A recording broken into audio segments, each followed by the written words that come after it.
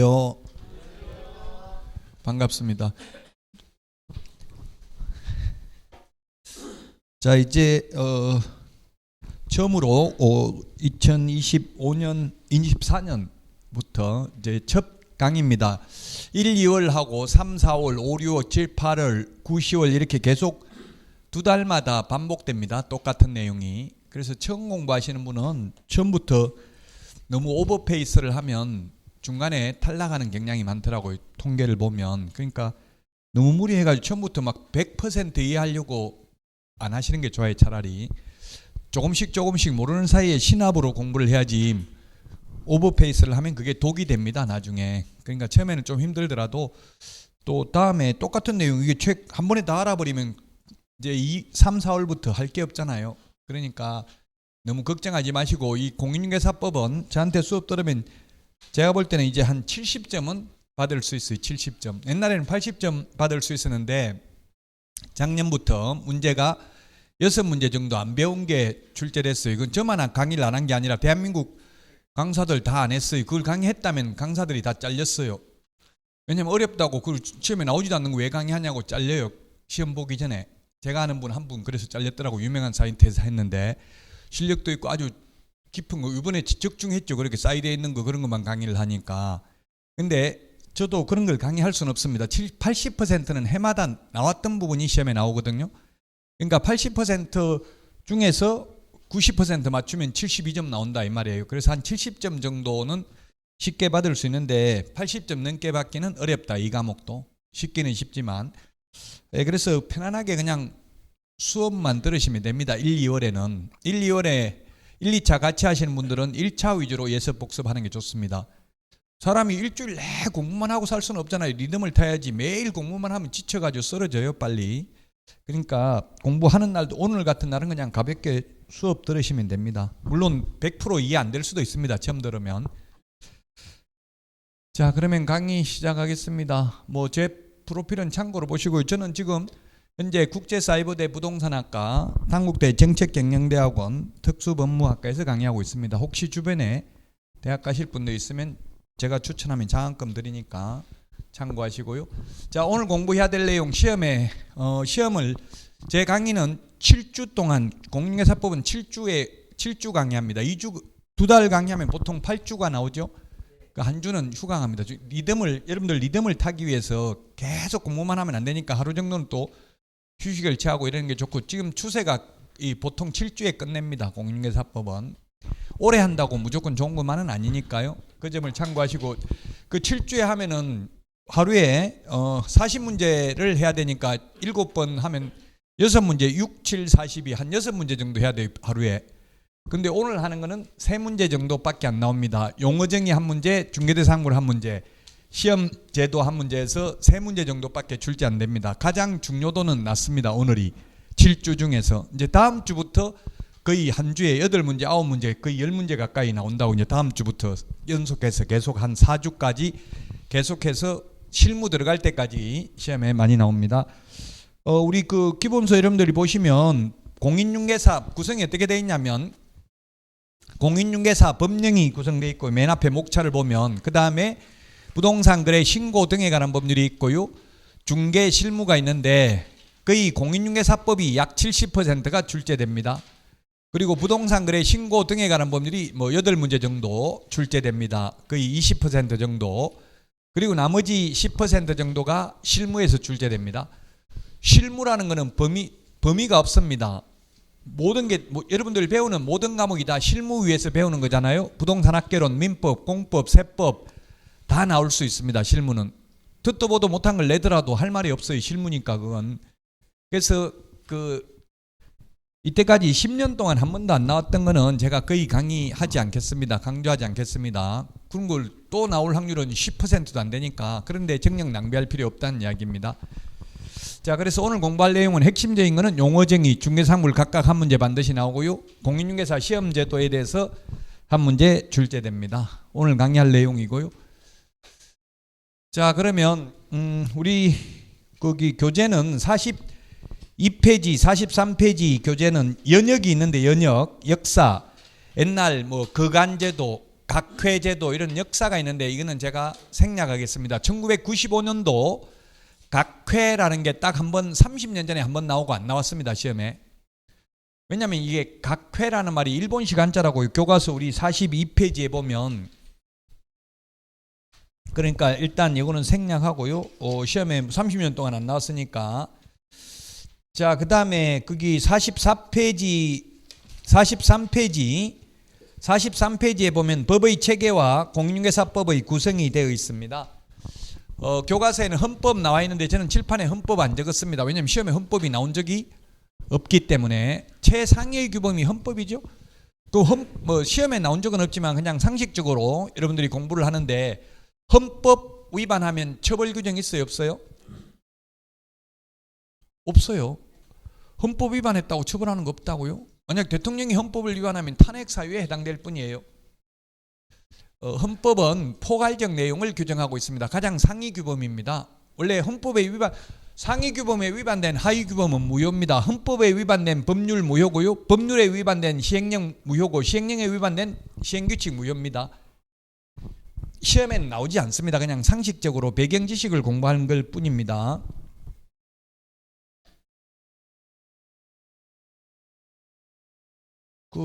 지금 42페이지 기본서 42페이지 메뉴에 보면 그 시험에 나오는 걸 적어놨어요. 용어 정의하고 중개상물 시험에 나온다. 나머지는 시험에는 거의 안 나온다 이렇게 적어놨죠. 이건 통계입니다. 통계 100%는 아니지만 99%는 맞다는 얘기입니다. 통계니까. 제가 시험에 나오는 걸 미리 말씀드렸고요.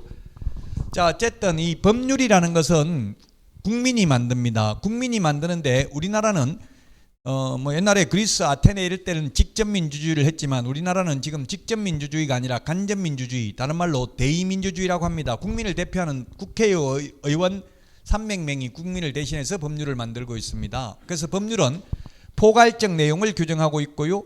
그 다음에 시행령, 이걸 다른 말로는 대통령령이라고 합니다. 우리 교과서 43페이지 3번에 보면 대통령령이라고 되어 있죠. 시행령하고 가로하고 대통령령 이렇게 되어 있잖아요. 같은 말입니다. 대통령 명령 줄인 게 대통령령입니다. 대통령령이나 시행령이나 같은 말이고요. 그 다음에 시행규칙하고 각부 장관 명령입니다. 우리는 주무부서가 국토교통부 장관이니까 국토교통부령입니다. 아마 공법에서 농지법을 공부하면 농림수산식품부가 주무부서니까 농림수산식품부령 이렇게 부를 겁니다. 그래서 각부 장관 명령이 시행규칙입니다. 법률은 포괄적 내용을, 시행령은 세부적 내용을, 시행규칙은 아주 세부적 내용을 규정하고 있습니다. 이 조문이 몇 조 이렇게 적어놨는데요. 시험에 52개 조문이냐 51개 조문이냐 이런 게 시험에 안 나와요. 그냥 참고로 다 합해봐야 119개 조문밖에 안 됩니다. 우리 공인중개사법 조문이 119개에서 거의 70%면 28문제 정도 출제되니까 거의 조문 하나하나가 다 시험 지문이라고 보면 됩니다. 전부 다 암기해야 됩니다. 어떻게 보면 거의 80% 이상은 암기 과목입니다. 이것도 공법적 성격을 지니고 있습니다. 대부분 공인중개사법이. 그래서 어제 했던 공법하고 공부 방법이 비슷하다고요. 이 과목의 특징이. 자, 이제 처음으로 오늘 페이지 이거는 안 맞아요. 제가 지금 책을 저도 오늘 처음 받았어요. 기본서를. 그래서 페이지를 안 맞으니까 보지 마시고 이 페이지는 이제 다음 주부터는 제가 이 교과서 페이지를 정확하게 적어 드릴 겁니다. 오늘 처음 강의니까 저도 책 받으러 또 올 수도 없잖아요. 그래서 처음이라서 페이지가 없으니까 좀 양해를 해 주시고요. 자, 그러면 공인중개사법의 성격입니다. 공인중개사법의 법적 성격인데요. 거기에 우리 교과서는 44페이지, 45페이지에 있습니다. 시험하고는 거의 상관없는 내용입니다. 46페이지, 47페이지까지인데요. 그게 47페이지까지가 지금 여기에 칠판에 있는 내용입니다. 시험하고는 상관없다고 했습니다. 자, 근데 공인중개사법은 부동산 중개와 관련해서는 일반법이고요. 일반법. 그 다음에 민법이나 상법에 비해서는 특별법입니다. 그러면 일반법, 특별법이 절대적 개념이 아니라 상대적 개념입니다. 때로는 일반법, 때로는 특별법이라고요. 그러면 왜 구분을 하냐? 서로 충돌했을 때는 특별법 우선의 원칙에 따라서 특별법을 먼저 적용합니다. 민법하고 충돌하면 민법보다는 공인중개사법을 먼저 적용하고요. 군인이 죄를 지으면 어디서 잡아가요? 헌병대에서 잡아가죠. 경찰서에서 잡아가는 게 아니고 미군이 범죄를 저지르면 미군들이 잡아가요. 미군 소파 협정에 의해서 특별법이 그게 특별법이니까 그래요. 특별법을 적용한다고요. 미국 사람들 우리가 잡아다가 신문하고 이렇게 못해요. 미군 군인들 우리가 특별법이야. 그 소파 협정이 특별법이기 때문에. 자, 그래서 때로는 일반법, 때로는 특별법이다. 특별법은 특별한 사람에 대해서 적용되는 게 특별법. 일반법은 누구에게나 보편적으로 적용되는 게 일반법입니다. 자, 그 다음에 또 공인중개사법은 중간법, 사회법, 혼합법 이렇게 해놨는데 우리 책에 교과서에도 있습니다. 중간이라는 건 뭐냐면 가운데 있다, 중간에 있다. 즉 개인과의 관계를 규율하는 법을 우리는 무슨 법이라고 부릅니까? 사법이라고 합니다. 사법이라고 하고요. 사법의 가장 대표적인 게 민법입니다. 민법.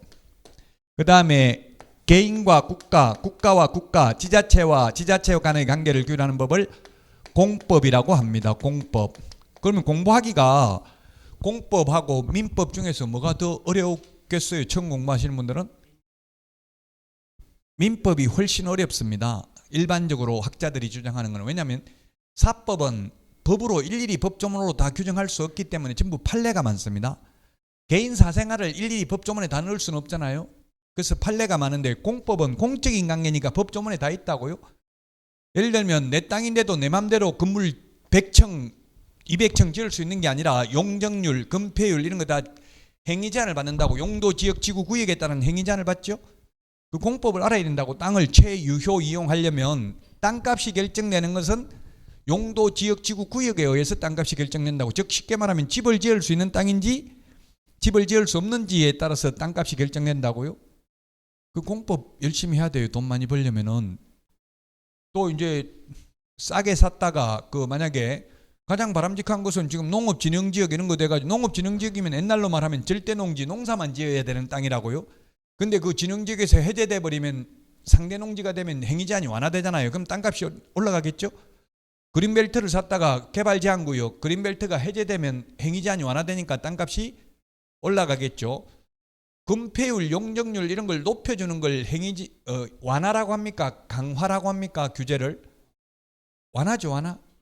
예, 규제를 완화하면 좋은 점도 있는데 삶의 질은 떨어진다고 봐야 돼요.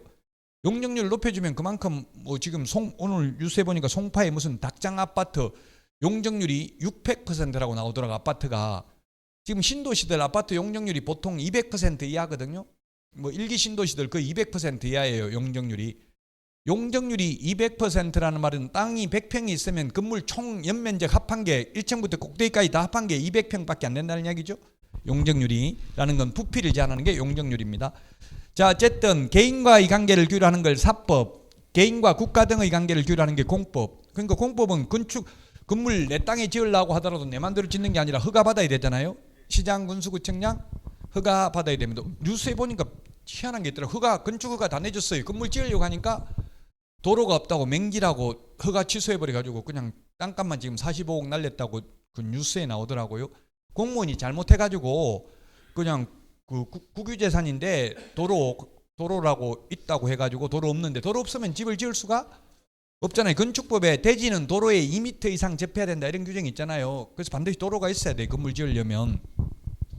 자, 어쨌든 근데 공인중개사법은 99%가 공법인데 사법이 딱 1% 있다. 그 사법이 뭐냐면 중개계약이라는 게 있습니다. 중개계약. 이 계약이라는 말이 들어가면, 계약이라는 것은 민법에서 청약과 승낙의 의사표시 합치로 이루어지는 게 계약입니다. 즉 우리 집 팔아주세요 이렇게 했는데 개업공개사가 싫어요, 못 팔아주겠는데요, 다른 중개업소 가서 알아보세요, 나는 절대 못 팔아줍니다 한다고 해서 공인중개사법 위반이 아니다? 아니죠. 계약은 청약을 했는데 승낙을 거절할 수 있다. 그것만 사법적 요소입니다. 나머지는 다 공법입니다. 그 중개계약 하나만 사법적 요소입니다. 그래서 중간에 있다고 해서 중간법, 혼합법, 사회법이라고 하고요. 자, 그러면 국내법입니다. 대한민국 영토 내에서만 적용됩니다. 북한에서는 적용돼요, 안 돼요? 뭐 북한에 적용되는지 시험에 나온 적은 없지만 시험에 나오면 적용됩니다. 북한은 대한민국 영토입니다. 헌법에 보면 대한민국 영토는 한반도와 그 부속 도서로 한다 이렇게 돼 있어요. 그래서 이때까지 저도 북한을 몇 번 가봤는데 북한에는 가니까 남측이라고 부르더라고 우리를. 그러다가 며칠 전부터 이제 뉴스에 대한민국 것들 이렇게 하더라고. 이제 남측 같은 나라 아니라는 이야기 이제 적으로 간주하겠다 이거예요. 이때까지는 제가 북한에 가도 남측 인사 남측에서 오셨군요 이렇게 하더라고요. 우리도 북한 이렇게 불렀잖아요. 북한이라는 건 같은 한국이라는 이야기예요. 북쪽에 있는 한국이라는 뜻이잖아요. 뭐 시험에 안 나오지만 어쨌든 대한민국 영토에 속한다고요. 대한민국 아니라고 하면 매국노 중국이 사가면 어떻게 할 거냐고 지금. 그래서 어쨌든 북한에서는 이론적으로는 적용됩니다. 현실적으로는 괴뢰도당이 증가하고 있어서 통치권에 효력은 미치지 않고 있죠. 사실상 별도의 나라나 마찬가지입니다. 제가 외국에서 충격을 받은 게 뉴욕 맨하탄에서도 보니까 복덕방이라는 간판, 우리나라도 심지어 복덕방이라고 제가 간판 달고 중개업하는데 보지는 못했어요 우리나라에. 근데 뉴욕에는 복덕방 이렇게 해가지고 간판 달고 하는데도 봤고요. 베트남에서 황금부동산 이렇게 쓰는 데도 봤고요. 중국에서도 우리나라 사람들이 많이 하고 있더라고요. 그래서 제가 뉴욕에 그 맨하탄에 있는 사람한테 할아버지더라고. 자격증 공인중개사 자격증 땄어요 물어보니까 그거 왜 따는데 이러더라고. 저보고 자격증 없이 해도 우리나라 공인중개사법 위반이다 아니다? 아니다. 우리나라에서만 적용된다고요. 외국 사람이 우리나라에 와서 중개업을 하면 무등록 중개업자로 처벌받죠. 자격증 안 따고 하면. 근데 외국 가서 하는 거는 우리나라 법을 적용되지 않는다. 그 나라 국가의 법률에 저촉될 수는 있을지언정 국내법이기 때문에. 자, 상식적인 내용이었습니다. 시험하고는 상관없는 내용이고요. 이제 시험하고 직접 관련된 게 목적입니다. 목적 47페이지 기본서 47페이지부터 49페이지까지 나와 있는데요. 47에서 49 지금 그 49페이지는 보니까 맨 밑에 용어정의는 34회에 나왔다고 이렇게 적혀 있잖아요. 근데 목적은 언제 출제됐다고 안 적혀 있죠? 이게 21회 때 마지막으로 출제됐어요. 21회 때. 여러분들이 35회니까 14년 전에 한번 나왔다고요? 제가 모든 과목 최근 10년간 시험에 안 나왔으면 크게 신경 쓰지 마시라고요. 그 10년간 안 나온 거에 집착할 필요 없어요. 확률은 10%도 안 되니까 나올 확률이. 제가 거의 해마다 나오는 게 80%가 정해져 있다고 했어요. 그걸 집중적으로 해야 된다고요. 자, 어쨌든 시험에는 이게 21회 때 마지막에 출제됐는데요. 논리적으로 보면 이게 이해가 안 됩니다. 이해하려고 하면 그냥 단순히 암기해야 됩니다. 그래서 왜냐하면 공인중개사의 업무 등을 정한다고 했는데요. 조금 이따 용어 정의를 해보면 공인중개사란 그냥 단순히 자격증만 따가지고 장롱면허만 가지고 있는 사람도 공인중개사거든요. 그럼 개업도 안 하고 취직도 안 한 공인중개사가 있다면 공인중개사는 업무 못합니다. 중개 못한다고, 중개업을 못한다고요? 못하는데 업무를 정한다는 게 말이 안 돼요. 논리적으로 보면 개업 공인중개사 등의 업무 등을 정한다고 하는 게 맞아요. 논리적으로. 근데 시험에 논리적인 게 나오는 게 아니라고요. 법조문에 있는 그대로 출제되니까 이건 단순히 암기해야 되니까 어렵습니다. 논리적으로 설명이 안 되니까. 그냥 그래서 13년 동안 안 나왔으니까 넘어가겠다고요. 공인중개사의 업무 등에 관한 사항을 정하여 그 전문성을 제고하는데 시험에 공신력 제고한다 X로 출제됐습니다. 공신력을 제고한다 X.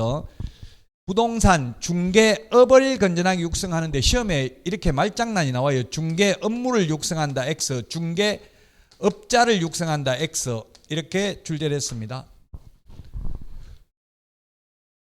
참 그게 뉴스들이 언론들이 참 자극적인 보도를 많이 해요. 어찌 보면 나쁜 사람들 수도 있는데요. 이번에 그 뭐 야당 대표 피격 사건도 중개업자다 이렇게 나오더라고. 누가 그거 알고 싶지도 않은데 그러면 계속 그거 강조하더라고. 중개업자 어디 지역에서 하고 있는지까지 다 나오더라고. 뉴스에 계속 나이도 나오고 뭐 몇 년생인 것까지 다 나오고 그 필요 없는 정보인데 그게 중개업자 부정적 의미잖아요. 업자, 청부 살해업자, 사채업자, 통리 뭐 업자 이런 업자라는 건 왠지 부정적이죠. 그래서 업자라는 말을 2014년도부터 쓰지 않고 지금은 개업 공인중개사라고 불러요. 업자가 아니고. 근데 지금 뉴스에는 업자 이렇게 나오더라고. 중개업자 이런 식으로. 자, 그래서 중개업을 육성하는 거지 중개업무를 육성한다, 중개업자 육성한다 X로 나왔고요. 국민경제이바지, 재산권 보호, 공공복리 이게 사실은 거의 일맥상통한 의미는 같습니다. 그러나 시험에 나오면 시험에는 어떻게 출제됐냐면 21회 때 명문으로 규정된 목적, 명문으로 규정된 목적이 아닌 것은 이렇게 나왔어요. 명문이라는 건 무슨 말이에요? 법조문에 있는 딱 있는 목적이 아닌 것은 해석상 풀지 말고 법조문 있는 그대로 풀으라는 이야기예요. 그래서 만약 국민재산권보호, 공공복리 이렇게 나오면 X예요. 해석상은 맞는 말이지만 명문 규정은 국민경제 이바지밖에 없다는 이야기입니다. 법조문에 딱 있는 대로 대답하면 공법도 건축법 이런 거 목적에 보면 다 공공복리가 들어가 있어요. 공공복리. 공법을 한마디로 말하면 공공복리를 위해서 여러 사람들을 위해서 한 사람을 희생시킬 수 있는 게 규제할 수 있는 게 공법이라고요. 내 땅인데도 내 맘대로 못하게 하고 예를 들면 도로 내려고 하는데 내 땅엔 절대 도로 내는 거 허용하지 않겠다. 눈에 흙이 들어가도 이렇게 하면 강제로 수용할 수 있다는 얘기 공법에 의해서 공익사업을 위한 토지 취득 및 보상에 관한 법률 이것도 공법이거든요. 우리나라 부동산 공법이 약 350개의 법률이 있어요. 대략 더 많을 수도 있어요. 근데 우리 시험 범위에 들어가는 거는 딱 6개 공법만 시험에 들어가잖아요. 자, 지금까지 한 거는 시험에는 거의 출제되지 않고요. 이제 용어 정의가 중요합니다. 시험에 반드시 한 문제 출제됩니다. 용어의 정의. 자, 목적이 아닌 것 이렇게 좋은 말 적어놨는데 이런 것들은 명문 규정이 없다는 이야기입니다. 그냥 참고로 보시면 되겠고 이제 중개입니다. 용어정의입니다. 용어정의 49페이지 기본서 49페이지 보니까 용어정의 34회 때 나왔다고 돼 있죠. 이런 부분이 중요하다고 최근에 나온 게 최근 10년 안에 출제된 게 있는 게 그 용어정의는 한 문제 반드시 나옵니다. 자 50페이지 중개 해가지고 30회 때 나왔다고 돼 있는데 34회 때도 나왔어요. 중개 작년에도 나왔다고요. 중개라는 말이. 자 그 중개인데 우리 그 용어정의라는 것은 이걸 조작적 정의, definition, limited 영어로 하면 이런 말인데요. 그게 뭐냐면 이 법에서만 쓰는 용어입니다. 국어사전적 의미가 아닙니다. 국어사전적 의미라면 굳이 용어정의 할 필요 없죠. 국어사전하고는 다르게 이 법에서만 의미가 따로 정해져 있다는 이야기예요. 중개라는 말이. 만약에 여러분들이 네이버나 다음에 중개를 검색하면 중개란 물건을 연결시키는 것, 사람들 사이에서 주선하는 것 뭐 이런 식으로 나와 있어요. 중개 한자로는 가운데 중자 사람 가운데죠. 사람 가운데 사람인자 가운데 중자 또 사람인자 들어가잖아요. 사람 사이에 낄 깨자입니다. 사람 사이에 끼어서 소개를 하면 전부 중개입니다. 그냥 국어사전적 의미는. 그러나 우리 공인중개사법에서는 이 법에서는 아무거나 소개하면 중개가 아니라 반드시 중개 대상물을 소개해야 됩니다. 그리고 거래 당사자 간에 소개해야 됩니다. 거래 당사자 간에 소개해야 되는데 개업공개사가 직접 손님한테 사는 거 이거는 중개가 아닙니다. 거래 당사자 간에 소개를 해야 되고 뭔 소개를 해야 되냐? 매매 교환 임대차뿐만 아니라 그 밖의 권리의 득실 변경에 관한 행위를 알선하는 게 중개이다. 그래서 대표적으로 권리금은 중개대상물이 아닙니다. 권리금은 중개상물이 아니기 때문에 권리금을 알선해도 중개가 아니고 권리금 알선하고 받는 수수료는 중개보수가 아니라고요. 그래서 많이 받아도 된다고. 만약에 중개면 중개보수가 적용되잖아요. 그럼 많이 받으면 안 되죠. 0.9%밖에 못 받죠. 중개가 아니니까 10% 받아도 된다고. 권리금 알선하고는. 중개 대상물을 알선해야 된다. 자동차 소개해도 중개 아니에요. 국어사전적으로는 자동차 소개해도 중개고 사람을 혼인 중개를 해도 중개입니다. 국어사전적으로는. 그러나 우리 법에서는 사람 중매시켜주고 중매 알선하고 사람 소개시켜주고 소개비 양복 받아도 입어도 상관없다고요. 1,000만 원 주면 받아도 돼요.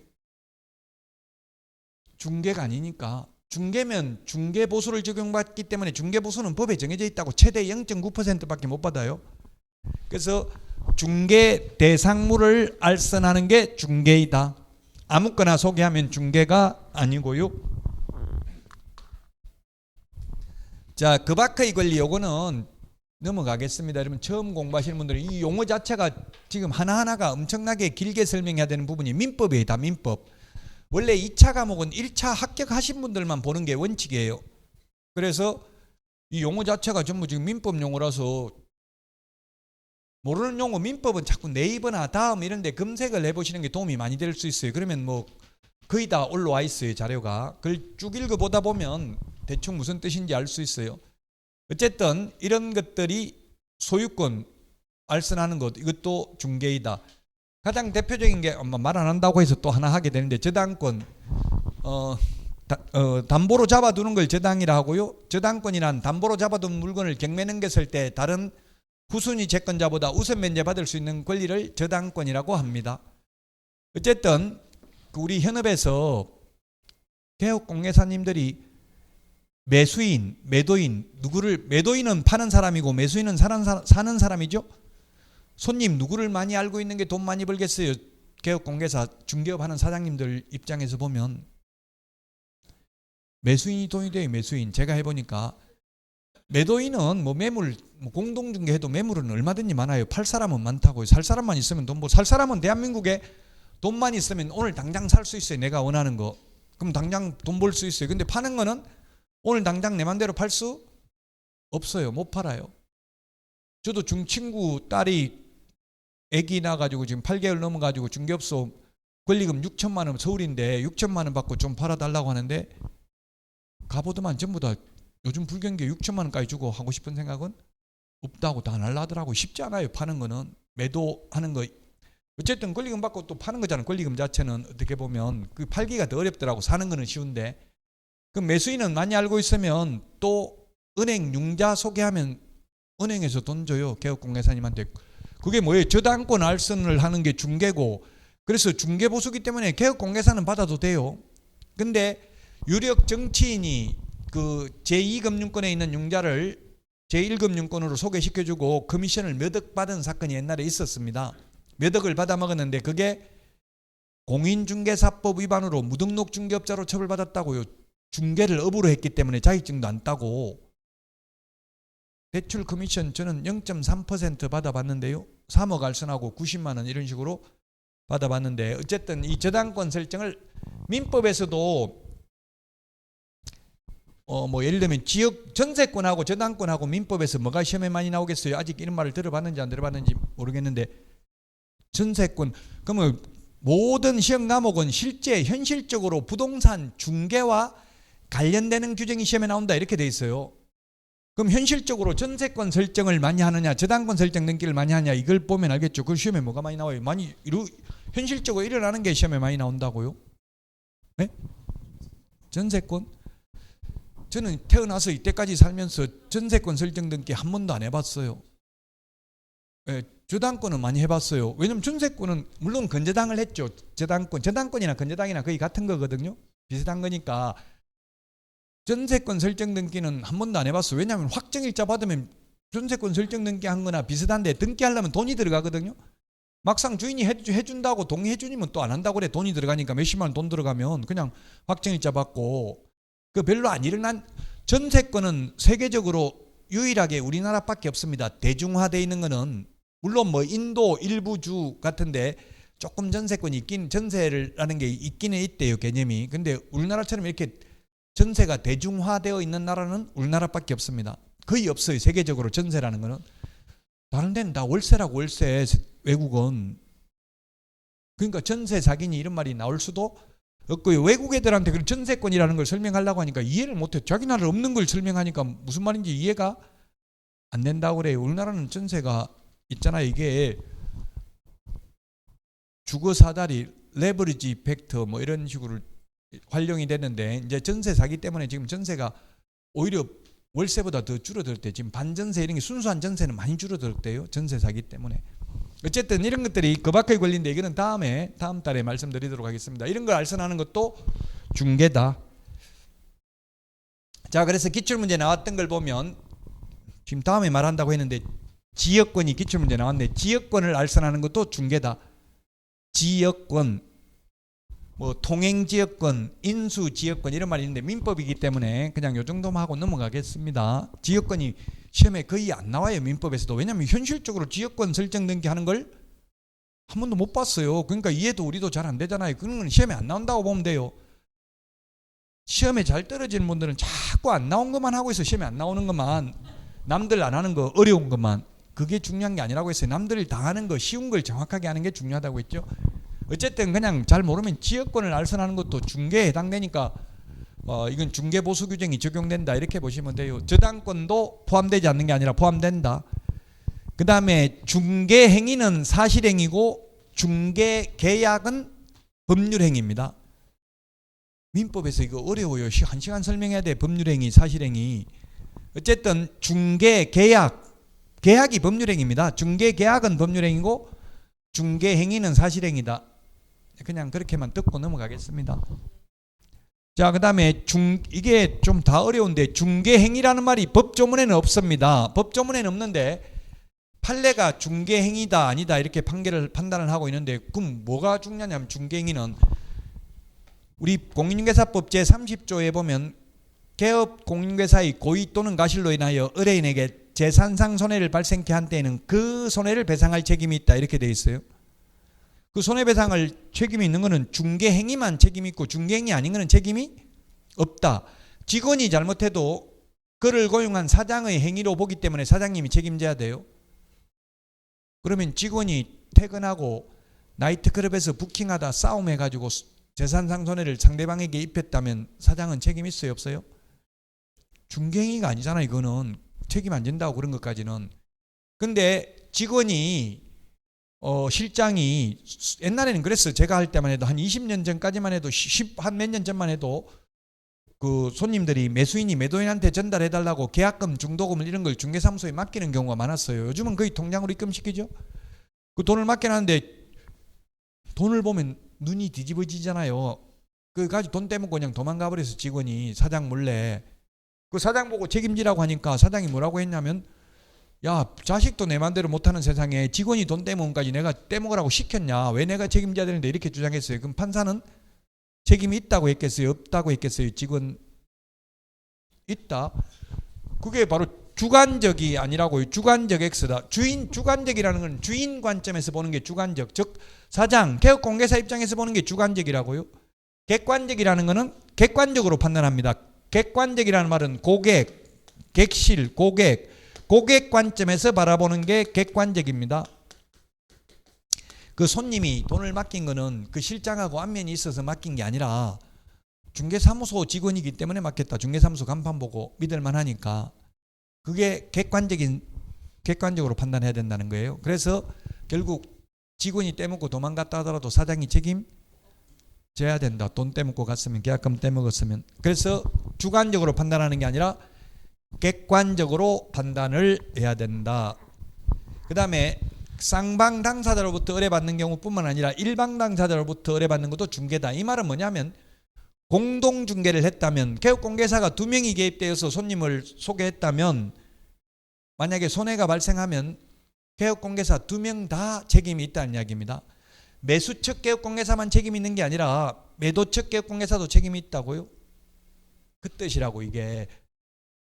그래서 손님 입장에서 보면 공동중개 여러 명의 개업공개사가 계약서에 도장 찍혀있는 게 더 손해배상 받기는 쉽겠죠.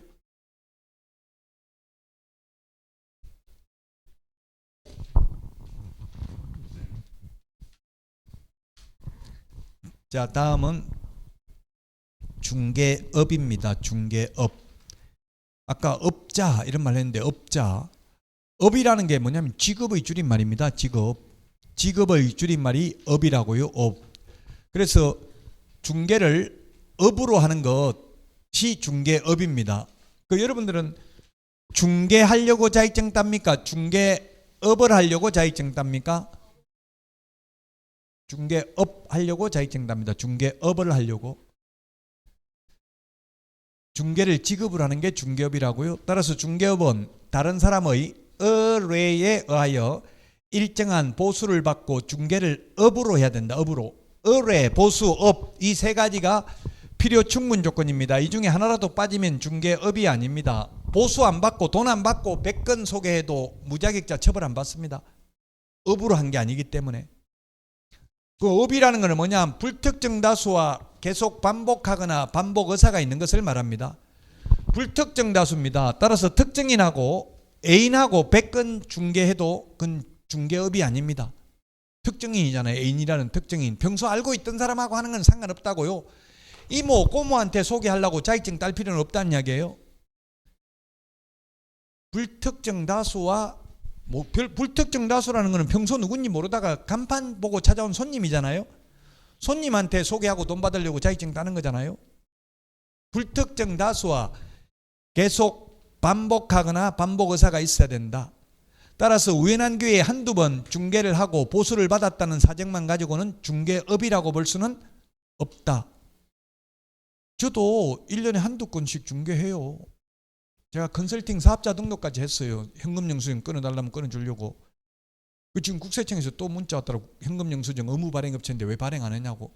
한 건도 못해서 발행 안 했다 이러니까 상관은 없더라고요. 환기 없으니까 안 해도 상관없죠.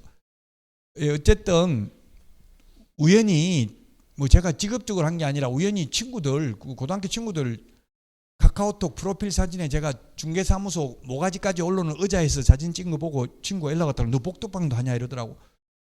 한다 이러니까 그럼 내 거 땅 팔아달라. 그렇게 해가지고 한두 건 소개해봤어요.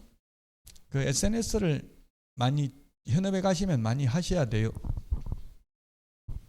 자, 그래서 불특정 다수여야 하고, 그러면 몇 번 하면 반복이냐? 판례는 단정적으로 말할 수 없다. 거래 규모, 횟수, 태양, 받은 보수 등을 종합적으로 고려하여 사회 통념상 판단해야 된다. 사회 통념상 이 말은 그냥 판사가 판단, 그 시대 상황으로 보고 판단한다는 이야기입니다. 시대 상황에 따라서 옛날에는 제가 됐던 게 지금은 안 되고 이런 것도 많잖아요. 옛날 제가 어릴 때만 해도 통정했다 하면 간통했다고 해가지고 바로 구속했어요. 옛날에는. 제가 어릴 때 저는 중학교 때부터 도시에서 다녔는데 초등학교 5학년 때 처음으로 여자 손잡고 가다 적발돼가지고 아버지한테 동네 챙패스 못 산다고 네가 나가라 이래서 제가 중학교 때부터 나왔어요. 옛날에는 그래서 손만 잡으면 무조건 결혼해야 됐어요. 옛날에는. 요즘은 그 사회 통념이 바뀌고 있다는 이야기, 시대 상황에 따라서 그때하고 지금하고는. 그래서 뭐 예를 들면 9번 하면 반복한 거고 8번 하는 건 상관없다 이렇게 단정적으로 말할 수는 없다고요. 9건에도 한 건에 10,000원씩 받았다면 1년에 9만 원 벌어가지고 그걸 직업이라고 보기는 어렵겠죠. 근데 한 건에 1,000,000원씩 받았다면 3건만 해가지고 3,000만 원 벌었다면 직업으로 볼 여지가 있다. 이런 게 판례의 입장입니다. 중개업인지 아닌지. 중개는 아무나 해도 됩니다. 자격증 따가지고 등록해야 하는 게 할 수 있는 게 아니라 아무나 해도 되고, 중개업은 개업 공인중개사만 할 수 있습니다. 자, 그래서 시험에 나왔던 게 아까 의뢰, 보수, 업 세 가지가 들어가야 중개업이라고 했죠. 보수 안 받으면 중개업 아니다. 자, 그 다음에 중개업이란 다른 사람의 의뢰에 의하여 의뢰, 보수, 업 세 가지가 필요 충분 조건이라고 했습니다. 그래서 중개업, 이게 중개업이 아니고 중개에 대한 용어정의잖아요. 그래서 X. 그 다음에 우연히 한번 했다면 중개업 아니다. 우연히 한번 했다면. 의뢰, 보수, 업 세 가지가 들어가면 중개업이다. 등록하고 했든 안 하고 했든. 근데 등록 안 하고 이렇게 중개업을 하는 자를 우리는 흔히 법조문에는 없지만 해석상 무등록 중개업자라고 불러요. 무등록 중개업자. 법조문에는 무등록 중개업자를 어떻게 표현하고 있냐면 법제구조의 규정에 의해서 중개사무소 개설 등록을 하지 아니하고 중개업을 영위하는 자 이렇게 되어 있어요. 법조문에는. 너무 길기 때문에 편의상 무등록업자, 무등록 중개업자 또는 무등록 개업 공인중개사 같은 의미입니다. 지금 이거 문제 다 100% 못 풀어도 돼요. 그냥 이해를 돕기 위해서 하는 거니까 너무 스트레스 받거나 이렇게 하지 마시라고요. 행복하게 살려고 공부하는데 스트레스 받아가지고 죽으려고 공부하는 거 아니잖아요. 어떤 20대 젊은 분이 죽을까봐 너무 열심히 못하겠다 그랬는데 20대는 잘 안 죽어요. 열심히 해도. 나이 많은 사람들이 문제지 20대 때 공부하다 죽었다는 사람은 별로 보지는 못했어요. 자, 공인중개사. 공인중개사 이 법에 의해서 자격을 취득한 자입니다. 작년에 34회 시험에 출제됐었는데요. 공인중개사. 개업 공인중개사도 이게 자격증을 따가지고 개업을 한 개업 공인중개사도 공인중개사에 속한다 라고 나왔어요. 오로 나왔어요. 자격증을 취득한 자가 공인중개사예요. 그래서 자격증을 취득한 공인중개사의 종류에는 세 가지가 있다고요. 자격증만 따가지고 장롱면허 가지고 있으면 그냥 공인중개사고요. 자격증 따가지고 개업하면 개업공개사, 자격증 따가지고 취직하면 소속 공인중개사예요. 자, 미성년자도 시험은 볼 수 있다. 예, 시험은 볼 수 있습니다. 미성년자도. 단 미성년자는 시험은 봐도 취직하거나 개업은 안 됩니다. 성년이 되어야 개업할 수 있습니다. 그 민법하고 아까 충돌한다고 했는데 민법에서는 미성년자라도 법정 대리인의 동의가 있으면 단독으로 유효한 법률 행위를 할 수 있다. 법률 행위가 그냥 쉽게 말하면 계약이에요. 계약할 수 있다. 즉 편의점에 알바할 수도 있다. 부모가 동의했으면. 근데 중개업소에는 부모가 동의해도 근무할 수 없다. 그 취지가 왜 그러냐면 민법은 제한능력자, 미성년자를 보호하기 위한 제도가 민법이고요. 우리 공인중개사법에서 미성년자 근무 못하도록 하는 것은 미성년자 보호하려고 그러는 게 아니라 국민경제이바지, 국민재산권 보호, 공공복리를 위해서 국민들이 피해볼까 봐 근무 못하게 하는 거예요. 미성년자를. 민법에서 미성년자가 자기 마음대로 집 못 팔아먹고 하는 거는 미성년자 피해볼까 봐 부모 동의 없이는 못 팔게 하는 거라고요. 그 부모가 동의하면 팔 수도 있어요. 자, 그 다음에 공인중개사는 외국법에 따라 자격을 취득한 자도 포함된다. 미국 가서 자격증 따도 우리나라에서 개업 못합니다. 우리 뉴스에 보면 뭐 국제변호사 이런 말 많이 나오더라고. 국제변호사 많이 있던데요. 보니까 국제변호사들도 우리나라에서 변호사 등록 못합니다. 미국 변호사 자격증 가지고 우리나라에서 개업 못한다고요? 마찬가지로 미국 공인중개사 자격증 가지고 우리나라에서 개업 못합니다. 자, 외국인은 공인중개사 될 수 없다. X. 외국인도 시험 봐가지고 합격하면 될 수 있다. 외국인도 시험 봐가지고 합격하면 공인중개사 될 수 있습니다.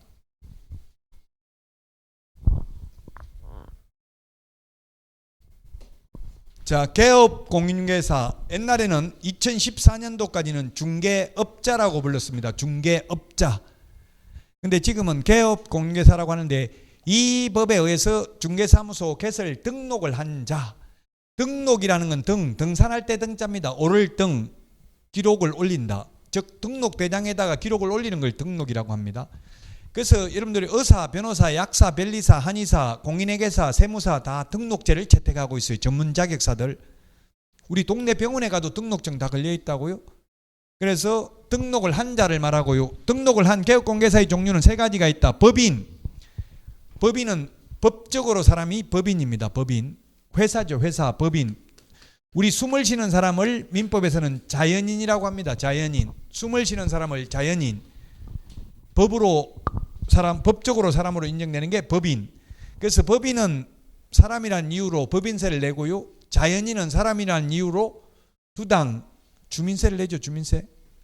주민세는 전국적으로 똑같아요? 안 같아요? 금액이? 같다고요? 달라요. 지자체별로. 거기는 얼마인데요?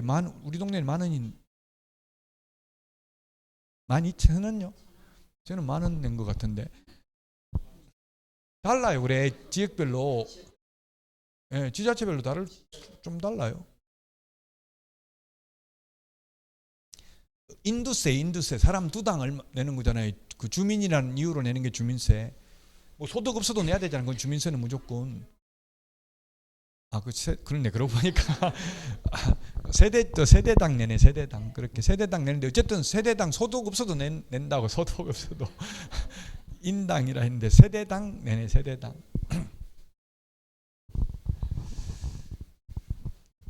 자, 법인은 법적으로 사람 회사를 말한다. 회사. 그 다음에 공인중개사인 개업공개사. 이제 여러분들처럼 자격증 따가지고 개업하면 공인중개사인 개업공개사가 될 거고요.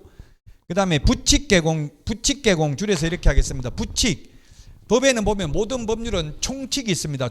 앞에 용어정의 중개사물이 총칙인데 총체적 규칙이 총칙이고요.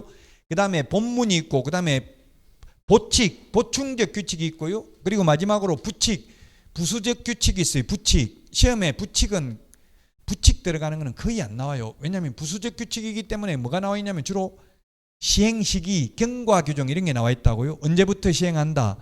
예를 들면 간판 새로 다는 사람은 이름을 적어야 된다. 단 옛날부터 이미 설치된 간판은 종전 규정에 따른다. 이런 게 부칙에 정해져 있다고요.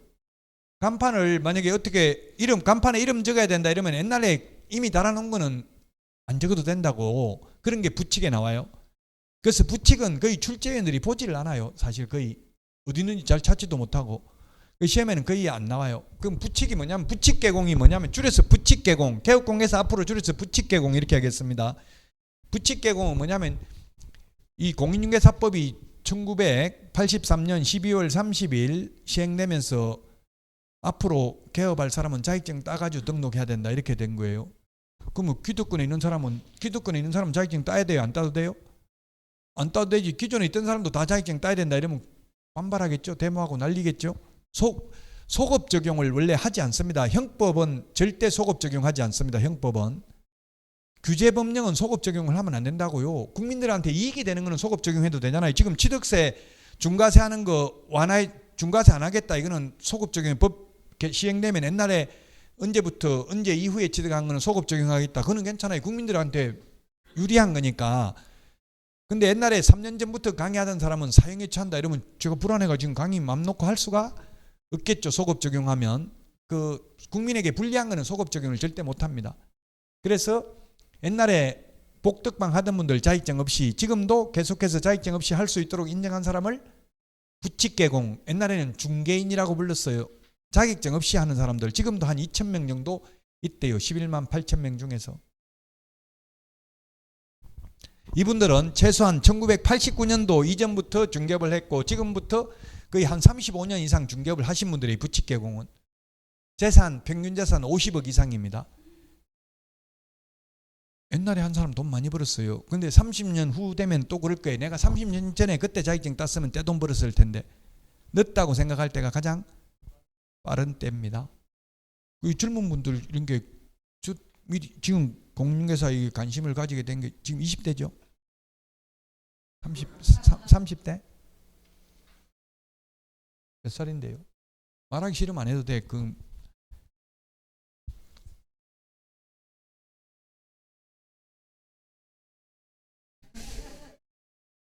범띠예요.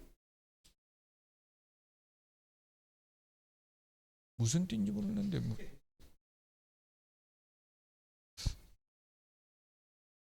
네. 하여튼 어쨌든 일찍 그렇게 부동산에 대해서 관심을 가져서 아마 부자 될 수 있다고요. 저도 일찍 관심을 못 가졌은 게 지금은 한스러워요. 저도 30대부터 그러고 보니까 한 35살 정도 강사를 한 35살 정도 하긴 했네. 저도 일찍 가졌네요, 관심은. 자, 그 다음에 개업공개사의 종류. 아까 법인인 개업공개사, 공인중개사인 개업공개사, 부칙개공 세 가지가 있는데, 그리고 법인 중에는 일반 법인이 있고 다른 법률의 규정에 의해서 중개업을 영위할 수 있는 이른바 특수법인이라는 게 있어요. 이 특수법인은 시험에 거의 안 나옵니다. 왜냐하면 현실적으로 지역농협, 옛날에 단위농협이라고 부르던 걸 지금은 지역농협이라고 하잖아요. 뭐 예를 들면 강주농협, 무슨 이천농협 이런 게 있을 수 있을 겁니다. 제가 농협에 전화해가지고 뭐 과장님인가 누가 받더라고요. 그래서 거기 중개업 합니까? 이렇게 물으니까 복덕방 아닙니다 하고 전화 끊어버리더라고요. 안 한다고 지금 거기 근무하는 분도 모르더라고요. 이게 그래서 제가 농업협동조합법 제50조 뭐 메탕 보라 이렇게 하니까 이런 거 있었네 이렇게 이야기하더라고요. 현실적으로 안 한다고 중개 안 하죠. 해요? 누구 땅을 산다고 본인 땅 살 때 하지 남을 소개하는 게 중개고 본인 땅 사는 건 중개가 아니라고 했잖아. 아까 거래 당사자 간에 소개하는 게 중개라고 했죠. 조합원끼리 하는 걸 조합이 중개해 준다고요? 그러니까 그거 할 수 있어요. 근데 거의 제가 알기로는 안 하는 걸로 알고 있어요. 어쨌든 이게 지역농협 조합원을 대상으로 농지 매매 교환 임대차 중개만 가는 게 농지만 건물은 안 되고. 근데 그 시험에 나온 적이 없어요. 뭐 건물은 안 된다 이런 게. 왜냐하면 현실적으로 거의 없으니까. 자, 어쨌든 그래서 이런 거 지역농협, 한국자산관리공사, 산업단지관리기관, 지역산림조합, 산업단지관리기관 이런 데도 뭐 반월공단, 시화공단 이런 게 있으면 그러니까 아무나 가는 게 아니라 그 입주할 수 있는 업체가 정해져 있어요. 업종 이런 게. 그런 건 이제 산업단지 관리기관에서 중개를 업으로 할 수 있는데, 어쨌든 그냥 다른 법률의 규정에 의해서 공인중개사법이 아닌 다른 법률에 의해서 중개업을 할 수 있는 법인을 특수법인, 이건 공인중개사법을 적용받는 게 아니라 특별법을 먼저 적용받는다고요. 농업협동조합법이 공인중개사법에 우선합니다. 그래서 공인중개사법에 아까 등록하라고 돼 있는데, 농업협동조합법에는 뭐라고 돼 있냐면 공인중개사법 제9조를 배제한다 이렇게 돼 있어요. 그래서 등록 안 해도 된다. 쉽게 말하면 지역농협은 자격증 안 따고도 중개업을 할 수도 있다는 이야기예요. 그 정도만 하고 넘어가겠습니다. 특수법인은 시험에 거의 안 나오니까. 자, 개업공개사란 이 법에 의해서 등록을 한 자를 말한다. 맞습니다. 그 다음에 개업공개사는 이 법에 의해서 등록을 한 공인중개사를 말한다. 부칙개공은 공인중개사 아니잖아요.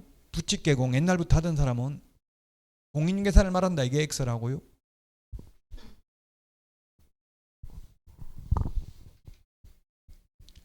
자, 그 다음에 소속공개사는 자격증 따가지고 취직을 한 사람이라고 했습니다. 개업공개사에 소속된 공인중개사로서 중개 업무를 하거나 또는 개업공개사의 중개 업무를 보조하는 자입니다. 법인의 사원 또는 임원으로서 공인중개사인 자를 포함한다. 그래서 자격증 따가지고 회사에 취직할 수도 있고 개인중개업소에 취직할 수도 있겠죠. 부칙개공 밑에 취직할 수도 있고요. 자격증 따가지고 취직한 사람인데 계약서 작성 등 중개 업무도 할 수 있고 확인설명서 작성, 중개 업무가 무엇인지 명문 규정은 없는데 국토부에 중개 업무란, 국토부에 제가 오늘도 한 10번 전화했는데 안 받고 어제도 안 받고 10번 해도 전화 안 받더라고. 옛날에는 좀 받았는데 지금 정부에서 잘못 받으면 잘릴 수도 있나 봐요. 전화 받아가지고 잘못 받으면. 그래서 전화 멘트에 이건 개인 개념으로 법적 효력이 없습니다. 뭐 이런 것부터 나와요.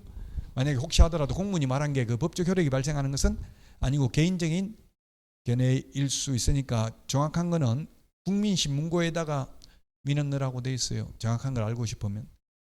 그 제가 국민신문고에 넣어봤어요. 이게 중개 업무가 무엇인지 알려주십시오. 법에는 없는데 하니까 계약서 작성, 확인설명, 확인설명서 작성 등이 중개 업무로 보여집니다. 이렇게 답변이 왔더라고요. 문서로 해야 돼. 전화 안 받아요. 요즘 전화하면. 그래서 소속공인중개사는 계약서 작성할 수 있다. 근데 자격증 안 따고 보조는 할 수 없다. 중개 업무 할 수 없다.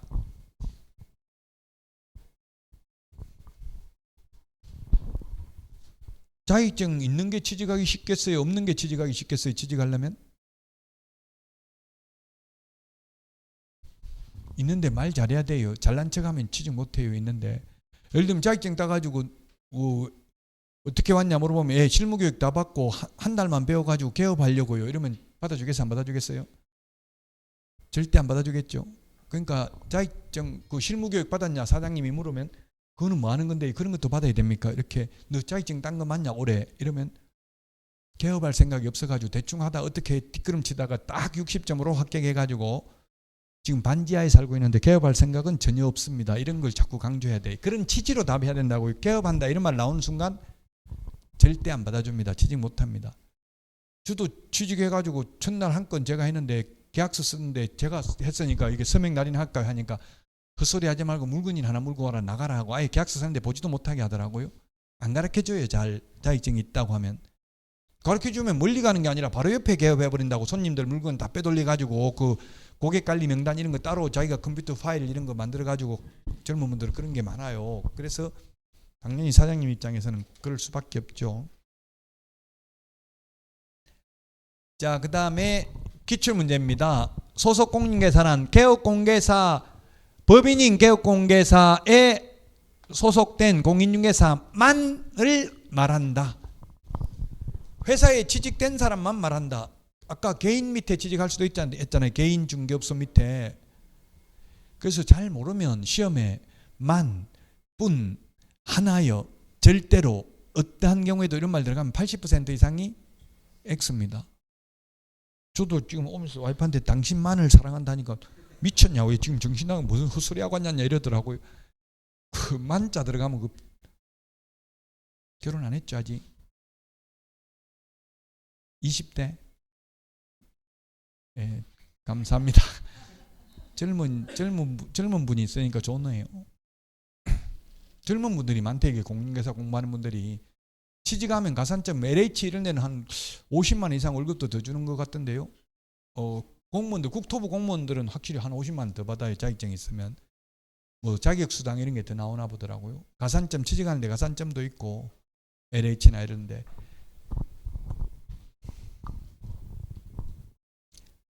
또 자격증 따고 가지고 5년 이상 유경험자는 자산운용 전문 인력도 될 수 있고 리처 투자자문회사 이런데, 그리고 개발 인력, 개발 전문 인력도 될 수 있어요. 그 개발업도 크게 하려면 개발 전문 인력이 있어야 되거든요.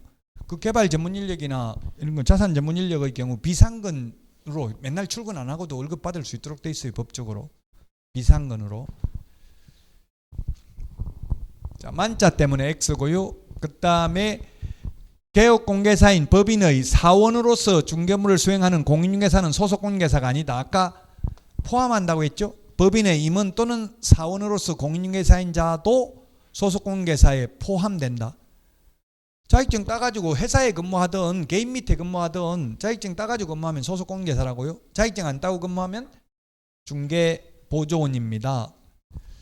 개업공개사인 법인의 사원으로서 중개업무를 수행하는 공인중개사는 소속공인중개사이다. 이런 게 맞습니다. 옵니다. 기출문제에 출제됐습니다. 가장 어려운 부분입니다. 지금 하는 게 용어정의 중개사물이 공인중개사법 전체 중에서 이제 마지막 시간 이제 공인중개사 제도부터는 전혀 어렵지 않습니다. 공인중개사가 아닌 자로서 이 말은 자격증 따지 않고 취직한 사람이다. 취직해가지고 뭐 할 수 있냐? 현장 안내, 빈집 구경시키러 데리고 갈 수 있습니다. 일반 서무 등 개업공개사의 중개업무와 관련된 단순한 업무를 보조하는 자를 말합니다. 보조만 할 수 있고 중개업무는 할 수 없습니다. 보조만 할 수 있다.